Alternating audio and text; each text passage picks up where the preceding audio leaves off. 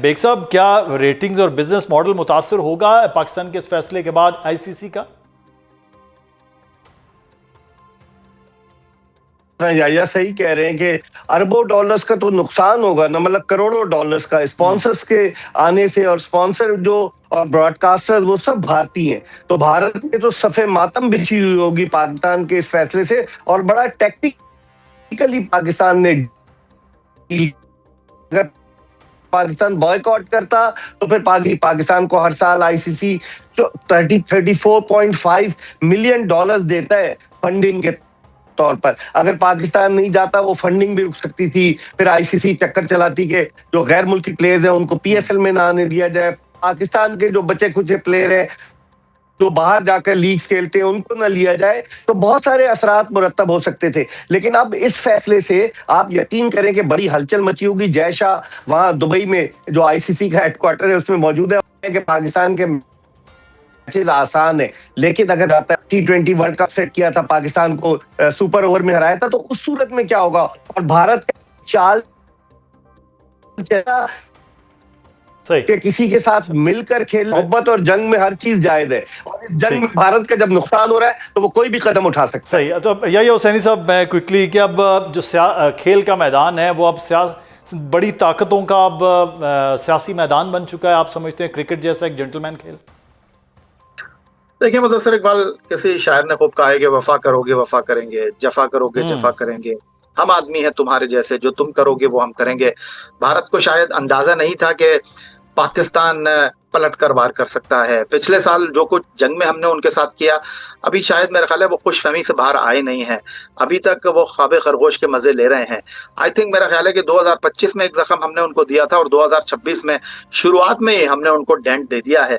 आप मुस्तकबिल की बात कर रहे हैं, मैं तो इस टूर्नामेंट की बात कर रहा हूँ कि पाकिस्तान और भारत का अगला टकराव इस टूर्नामेंट में सुपर 8 मरहले में होगा। और वहां मैं आपको बताऊंगे वो सुपर 8 मरहले का जो मैच है, या अगर आप सेमीफाइनल में या फाइनल की बात करते हैं तो फिर सवाल उठेगा कि क्या वहां पर भी हम मना करेंगे? वहां हम देखेंगे, सूरत हाल को मद्देनजर रखकर फैसला करेंगे। हुकूमत पाकिस्तान ने जो इंटरनेशनल क्रिकेट काउंसिल के सियासी असर और रसूख की बात की है, हुकूमत पाकिस्तान ने जो इंटरनेशनल क्रिकेट काउंसिल में बांग्लादेश को दीवार से लगाने की बात की है, दुनिया को वाज़ेह पैगाम दिया है, भाई अगर चलना है तो मिलकर चलना है, अगर रास्ते अलग करने हैं तो फिर रास्ते अलग कर लो, तुम इधर हो हम इधर हैं। ये मेरा ख्याल है कि पहला जवाब है भारत के लिए। यही हुसैनी साहब, पाकिस्तान क्या अब भारत के खिलाफ मैच नहीं खेल रहा, तो भारत को वैसे तो ये एक नुकसान जो आईसीसी के नुकसान के खास तौर पर अहम मामला है, लेकिन जिस तरह क्रिकेट को सियासत की नज़र किया जा रहा है मुसलसल, भारत बीसीसीआई और आईसीसीआई के साथ मिलके, अब उसके बाद कोई तब्दीली भी नजर आएगी इतने बड़े फैसला जो पाकिस्तान ने लिया है? सबसे पहले तो मुदस्सिर आपका बहुत शुक्रिया। और जहाँ तक आपने बात की, देखें फैसलों के असरात यक जुम्बिश कलम तो आपको नजर आते हैं, लेकिन फैसलों की आवाज़ बहुत दूर तक जाती है, बहुत दूर तक उसकी गूंज सुनाई देती है। और सबसे पहले अगर आप इस फैसले की बात करें तो खेल के हवाले से और पाकिस्तान इंडिया क्रिकेट को जो लोग देखना चाहते हैं, तो ये एक ऐसा फैसला है जो कि खेल के लिए तो बिल्कुल भी, जिस तरह इंटरनेशनल क्रिकेट काउंसिल ने बांग्लादेश को यक जुम्बिश कलम टूर्नामेंट से बाहर करके फैसला किया, ना वो बांग्लादेश की हार थी ना वो आईसीसी की जीत थी, वो खेल की शिकस्त थी। तो अगर हुकूमत पाकिस्तान ने पाकिस्तान क्रिकेट बोर्ड को कहा है कि जी आप वर्ल्ड कप खेलने के लिए जाइए, लेकिन अब पानी जो है वो सर से ऊंचा हो चुका है और भारत के साथ आपको मैच नहीं खेलना, तो खेल के एतबार से अगर देखा जाए तो पाकिस्तान इंडिया का मैच होना चाहिए। लेकिन जो इस वक्त तर्ज अमल भारत की तरफ से है, हम तो जंग के बाद भी दुबई में उनसे खेलने के लिए गए थे, लेकिन उन्होंने हमसे हाथ नहीं मिलाया और उसके बावजूद हम 1 नहीं 2 नहीं 3 मैच उनके साथ खेले। उसके बाद उन्होंने चेयरमैन क्रिकेट बोर्ड से नहीं, उन्होंने मोहसिन रजा नकवी से नहीं, उन्होंने वजीर दाखिला से नहीं, उन्होंने इंटरनेशनल क्रिकेट काउंसिल की जो एक और बॉडी है एशियन क्रिकेट काउंसिल, उसके सदर से ट्रॉफी लेने से इनकार किया।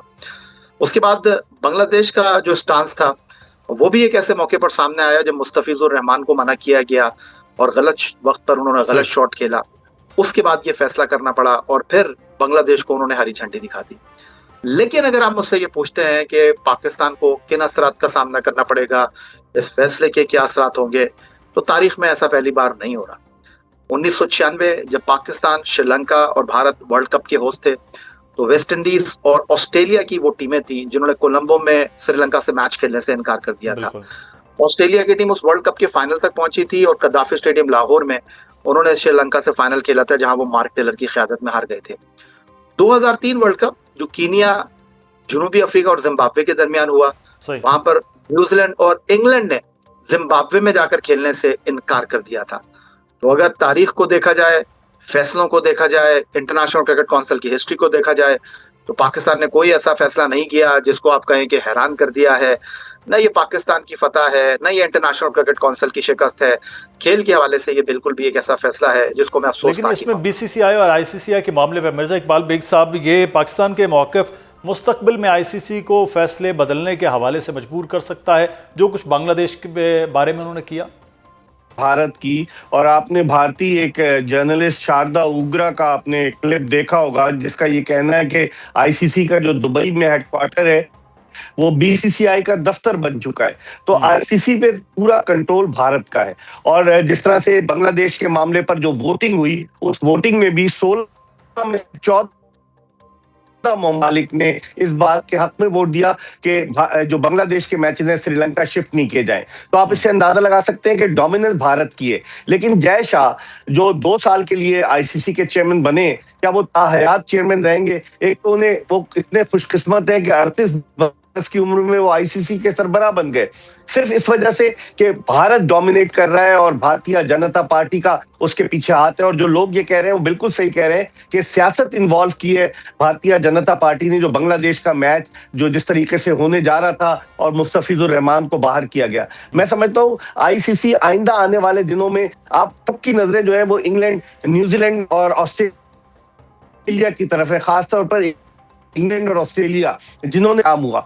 अब आइंदा आने वाले दिनों में क्या और ममालिक इतनी हिम्मत पैदा करेंगे कि वो आईसीसी के फैसलों के खिलाफ आवाज बुलंद करें? यहाँ पाकिस्तान पे कोई सैंक्शन नहीं लगेगी मुदस्सिर, क्योंकि यह हुकूमत पाकिस्तान का फैसला है। जिस तरह याया कह रहे थे कि उनकी हुकूमतों ने इजाजत नहीं दी 96 के वर्ल्ड कप में भी, 2003 के वर्ल्ड कप में भी, फिर उसके बाद 2009 के T20 वर्ल्ड कप में जिम्बाब्वे की टीम नहीं गई थी और उसकी जगह स्कॉटलैंड को लिया गया था। तो मेरे पाकिस्तान को नुकसान नहीं है, नुकसान होगा। लीगल एक्शन लेते हैं, सवाल ये और भारत के मैच से ही इतना कमा लेते हैं कि उन्हें जरूरत नहीं पेश आती, तो क्या वो अदालत में लेकर जाते हैं भारत या आईसीसी को? ये भी $1 मिलियन क्वेश्चन है।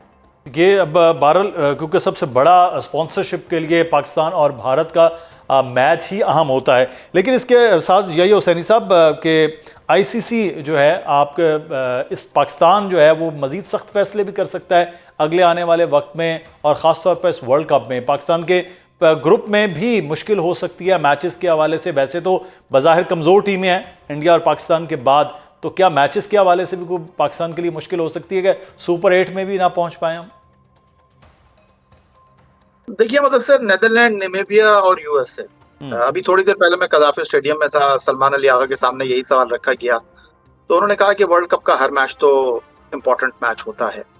मुझे कभी इस बात का उम्मीद है कि पाकिस्तान नीदरलैंड, नामीबिया और यूएसए को डील कर लेगी। हाँ, श्रीलंका का वेदर अगर आड़े आया तो हमारे लिए थोड़ी सी दिक्कत हो सकती है। अदरवाइज भारत का मैच हमारे लिए कोई इतना इंपॉर्टेंट नहीं है रेटिंग के लिए।